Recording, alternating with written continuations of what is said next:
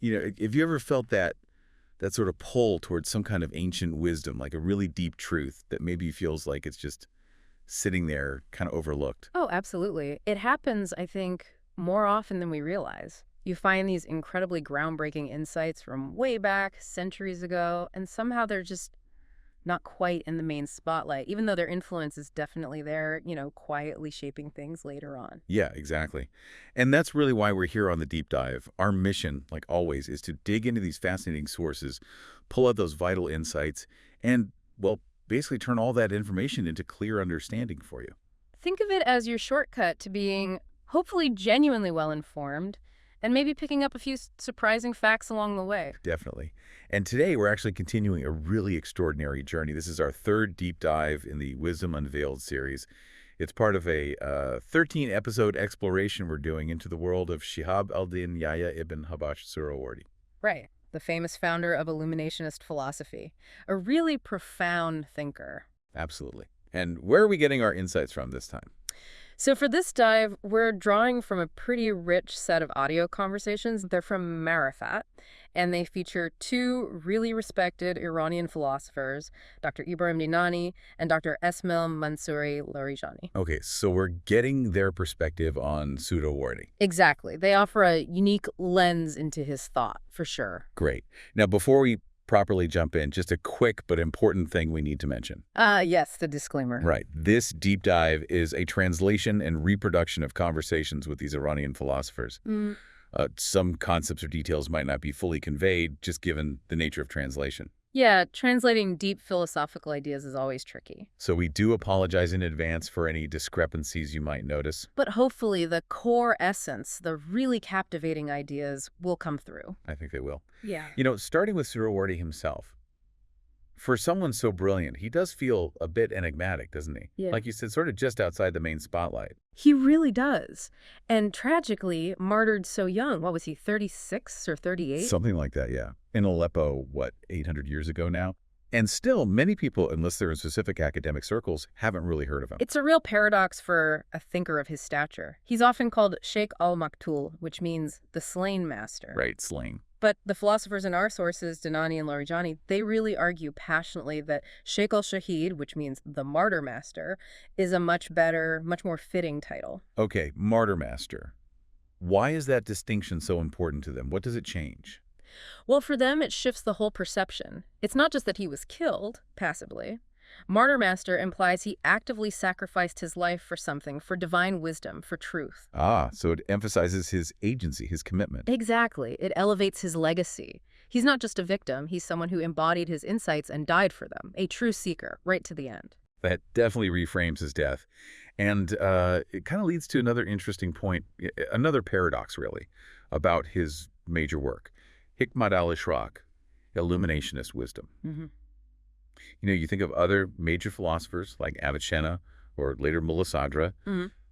Their big works became foundational texts, right? Studied everywhere. Standard curriculum stuff, yeah. But Suhrawardi's Hikmat al-Ishraq, it seems it had a different kind of life. It really did. It was hugely influential, no doubt about it, widely quoted, deeply engaged with. Later thinkers, like Mulla Sadra, wrote massive commentaries on it. So people were definitely reading it and grappling with it. Oh, absolutely. But the book itself, it rarely became, a primary textbook in the standard academic path. Students didn't typically start their philosophical journey reading Hikmat al-Ishraq cover to cover. Huh. So influential, but maybe not foundational in quite the same way. That's really interesting. It highlights how distinctive his whole approach must have been. It really does. Which makes me want to ask, okay, let's get to the core.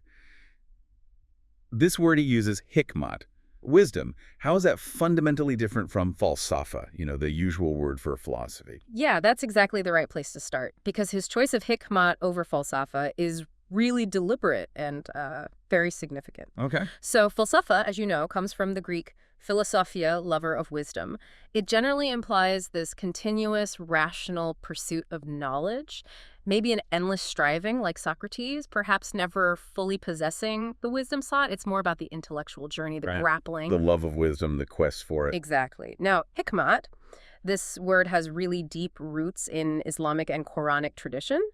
God himself is called al-Hakim, the all-wise. Okay. So for Suhrawardi, Hikmat definitely includes that rigorous rational investigation. The guy was a master logician, apparently.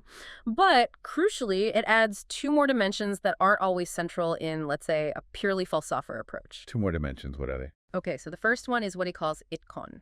It means something like firmness, precision, solidity. Itkon. Okay.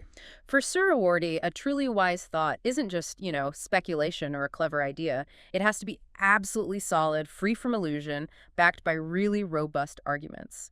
Think about God's creation. It's seen as perfect, precise, flawless. True wisdom, true hikmat, needs to reflect that same quality. Wow. So it's not just smart thinking. It has to be fundamentally sound, almost reflecting divine perfection in its clarity and rigor. Precisely. And that leads directly to the second extra dimension, which is just as vital, practical embodiment. Living it. Yes.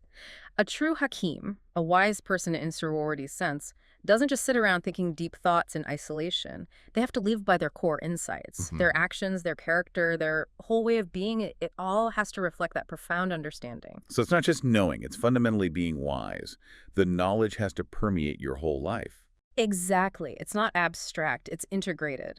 It has to connect thought, action, and crucially for Suhrawardi, this deep connection to the divine goes way beyond just intellectual perception. It's about embodying truth, a truth that's infused with a kind of divine, luminous spirituality. An integrated way of knowing and being, where, as you say, light meets logic.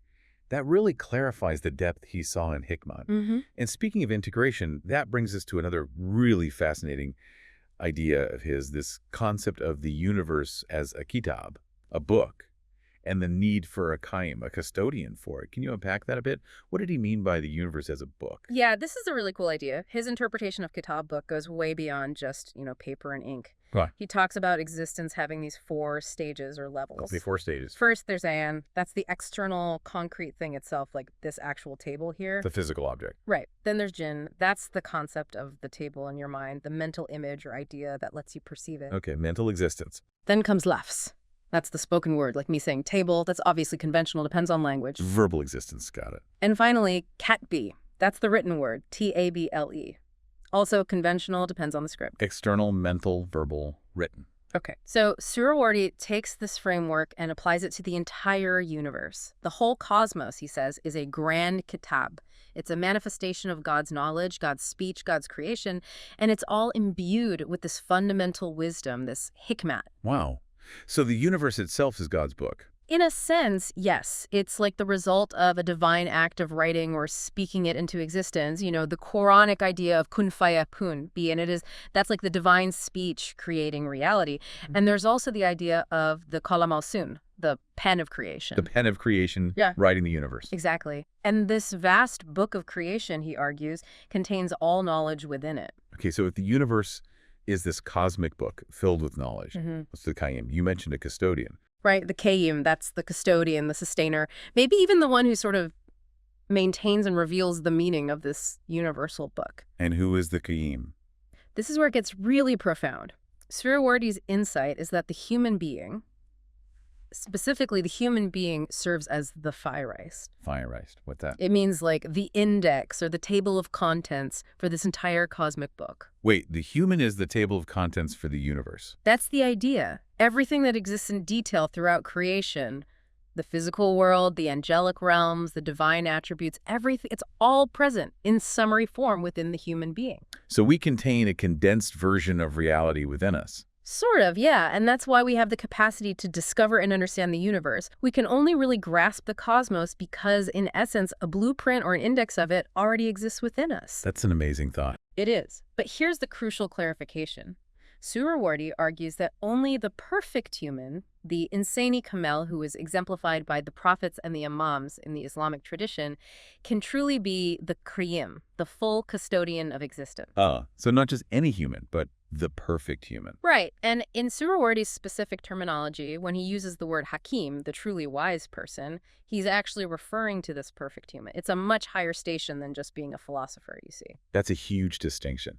And how does the idea of the Mohammedan reality fit into this picture? It connects directly. Suhrawardi links this concept of the perfect human, as Qayyim, to the tradition of the Haqiqat-e Muhammadiyya, a Mohammedan reality. He draws on sayings like, Awal ma khalaq Allah ala the first thing God created was the intellect, and Awal ma khalaq ala nuri, the first thing God created was my light. The light of Muhammad, or the universal intellect. Exactly. This light or intellect is seen as this eternal pre-cosmic reality, not bound by our usual time and space. It represents the ultimate, most complete manifestation of divine wisdom. And this supports the whole concept of Khatamiyat, the idea of the seal of prophethood, the final perfection. So humanity holds this incredible potential within it. Immense potential. We're capable, as the traditions say, of sinking lower than animals, but also of rising higher than the angels. That vast spectrum. Right. And what's unique to us, according to this view, is ethics, morality, and the capacity to consciously embody divine attributes. The phrase is mutakalik bi akhlaq Allah. Taking on the characteristics of God, in a sense. In a sense, yes. Reflecting them. You see this idea echoed beautifully in Rumi's poetry, or when Imam Ali is reported to have said, I am the speaking Quran. It's about that human potential to fully embody divine wisdom. Humanity, in this perspective, is kind of the whole point of creation. Wow, I am the speaking Quran. That's powerful. It really is. Okay, this is all incredibly deep.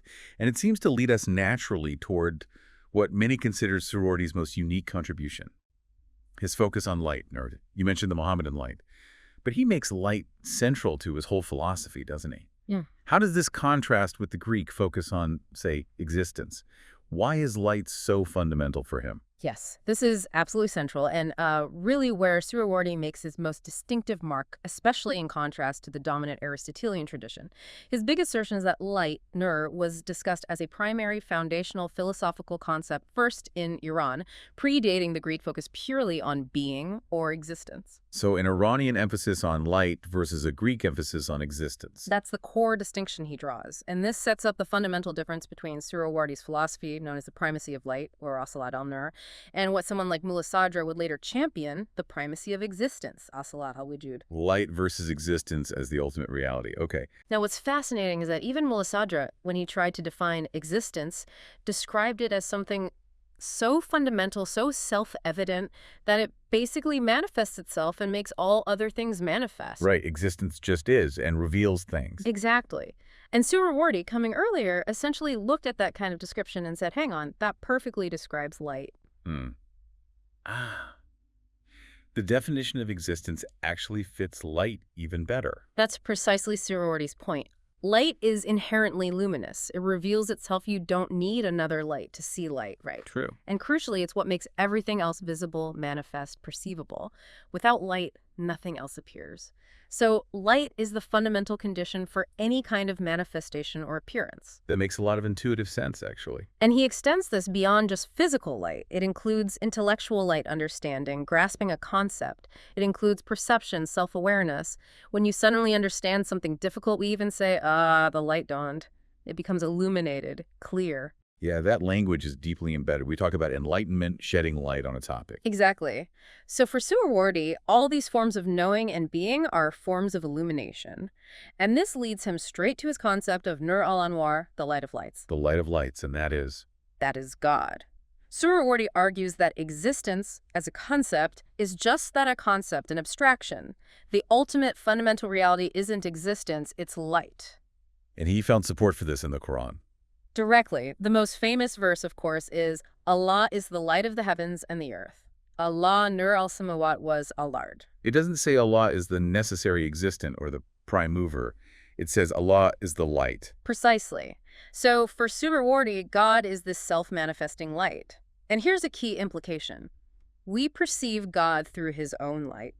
It's not that we infer God's existence from looking at creation. Rather, his light is the very medium, the very condition that makes all perception and understanding possible, including the perception of himself. So it flips the usual way of thinking. It's not about proving God exists based on the world. It's that our very ability to perceive the world, to understand anything at all, is only possible because we are already bathed in, participating in, God's self-manifesting light. You've got it perfectly. It's a radical shift in perspective. And it's amazing, actually, even Western philosophers much later, like Hegel, apparently acknowledged something like this. He supposedly wrote that real spirituality first entered history through ancient Iran precisely because of this emphasis on light as a fundamental metaphysical principle. Wow, Hegel said that. So the sources indicate. And this Iranian tradition focusing on light deeply influenced others, too, like Avicenna and al-Ghazali. They both wrote extensively on that Quranic verse of light, exploring its dimensions. That's incredible. So the ultimate source of reality, understanding, clarity, it's all light. And that ultimate light is God. Okay, so if that's the metaphysical picture, how does one actually attain this wisdom, this Hikmat? Is it just about studying these ideas, or is there more to it? Ah, yes, the path. That's absolutely critical to understanding Suhrawardi. Where does Hikmat come from? Well, first and foremost, for him, it flows from the Quran and the teachings of the al-Bayt, the Prophet Muhammad's household. Yeah. That's the primary, most direct source. Okay, the core Islamic sources. Right. But he wasn't closed off. He also saw wisdom in the Greek traditions, in the ancient Iranian traditions, Zoroastrianism, for example, but always interpreting them through his Islamic illuminationist lens. And significantly, he saw Sufi mystics as fellow travelers, people also journeying towards this same spring of light and wisdom. So he's drawing from multiple streams, but integrating them. Exactly. But then there's the question of how he himself gained his insights, and he's quite explicit about this. He says much of his profound understanding didn't come just from reading books or from logical arguments alone. A huge part came through intuitive realization. Intuition. Yes, but a specific kind. He uses the term dak. It literally means tasting. Tasting, like tasting food. Kind of. It implies a direct, unmediated experience or realization of truth. An intuitive knowing that you gain, often in solitude, through intense spiritual practice and discipline, what he called engaging in the maqamat, the spiritual stations. Wow. Tasting the truth directly. That's a very powerful metaphor. It really is. And for Suhrawardi, this is key. There was absolutely no separation or conflict between rigorous reason, philosophy, logic, and this intuitive knowing, this mystical experience. They must go hand in hand. Not either. Never. A true Hakim, in his view, had to possess both, penetrating intuitive insight and the ability to articulate it with compelling rational arguments. His own life, tragically short, was meant to embody this synthesis. So it's a unified path. You don't just know something abstractly. You have to experience it, taste it, be able to explain it logically, and then, as you said before, embody it. Perfectly put. And this leads directly to what Suhrawardi considered an absolutely essential practical requirement, the purification of the heart and soul. Kaskia. Purification. It's paramount. He apparently gave this remarkable piece of advice that anyone who hasn't undertaken a 40-day spiritual retreat in Arbarin shouldn't even attempt to study his main work, Hikmat al-Ishraq. Whoa. A 40-day retreat just to be ready to start reading the book. That's intense. It really shows how seriously he took the inner preparation required to receive this kind of illuminated wisdom. You can't just approach it like any other academic text. So the state of the reader matters profoundly. Absolutely. And this connects perfectly with traditions like a saying attributed to Imam Jafar al-Sadiq that wisdom is a light that God casts into the hearts of whomever he wills, often understood to mean purified hearts. And that Quranic verse, he purifies them and teaches them the book and the wisdom. Purification comes first. It's like you have to clean the mirror before it can properly reflect the light, right? That's a classic analogy, and it fits perfectly here. Rumi also talks about wisdom being the heart's true food, its sustenance, and how it's ultimately derived from God, the light of lights. For Suhrawardi, all perception, whether it's sensory, intellectual, or imaginative, is fundamentally an act of illumination happening within God's all-encompassing light. So if God is this self-manifesting light always shining, then any inability to perceive him, any lack of wisdom, isn't because the light isn't there. It's because of the observer's own veils, their own inner obstacles or deficiencies. the problem isn't the sun, it's our eyes or the clouds blocking our view. Exactly that. Now, one really important point of clarification. Suhrawardi's illuminationism, his emphasis on dak and intuitive insight, it's quite different from many Western ideas about intuition or purely subjective religious experience. How so? Because his intuitive insights, his tastings, they were never presented as just, take my word for it, subjective claims. They were always presented alongside rigorous logical proofs, Burhan. Ah, so you get both. the insight and the argument. Always. You get the spiritual realization backed up by the rational demonstration. And this synthesis, this absolute insistence on combining profound spiritual experience with compelling logical argument, that's what makes his work uniquely powerful, intellectually satisfying, and frankly, quite demanding. Demanding because it engages both parts of you. Exactly. It calls on both your intuitive faculty and your critical reason. You can't just accept it passively. You have to wrestle with both aspects. That combination does feel incredibly rare and potent. It truly is. And, circling back to where we started, his martyrdom at such a young age, according to our sources, it seems it was the tragic outcome of facing people, dogmatic types, who just couldn't tolerate this unified vision he presented, this seamless blend of deep spiritual wisdom and totally uncompromising reason. He was, in a very real sense, a martyr for Hikmat. What a journey this has been just in this dive. Suhrawardi's vision. Yeah. It's so integrated.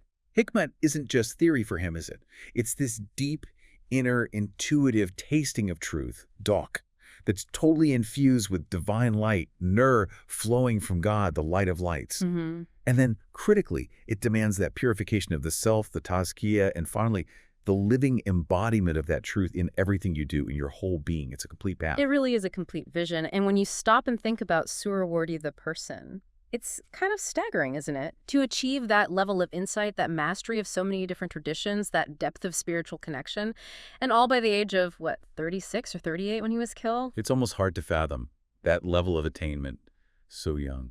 And maybe, that youth itself is kind of a testament to how this divine wisdom, this hikmat, can sometimes just burst forth unexpectedly, powerfully through certain individuals who are deeply connected to its source, illuminating things for us in ways we're still trying to fully unpack and learn from, even now, 8 centuries later. That is a really powerful final thought for you, the listener, to maybe reflect on.